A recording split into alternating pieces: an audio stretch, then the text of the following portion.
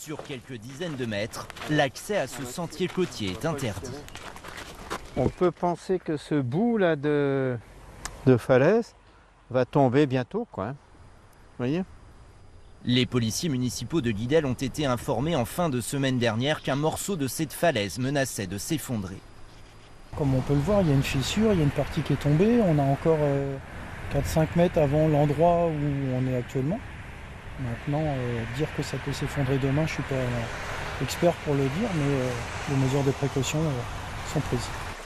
Avec ses 17 km de côte et ses 4 grandes plages, Guidel fait partie de la centaine de communes bretonnes qui se sont engagées pour s'adapter à l'érosion côtière. Un phénomène lié au réchauffement climatique causé par les activités humaines et accentué par la pression touristique et le passage des véhicules sur la route le long du littoral. Pour la mairie, la vigilance est constante. Il faut rectifier les sentiers côtiers, il faut prendre quelques dispositions comme ça, quoi. Et surtout, faire entrer dans l'esprit des gens le fait que ce phénomène-là est réel et qu'il nous concerne nous aussi. Pour les promeneurs, cette érosion côtière est perceptible au quotidien.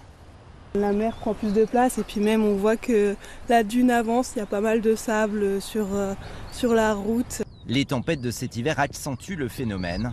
La dune recule de plus en plus et la mer gagne du terrain. Ces bâtiments, par exemple, vont être rasés et l'espace va être légué au conservatoire du littoral.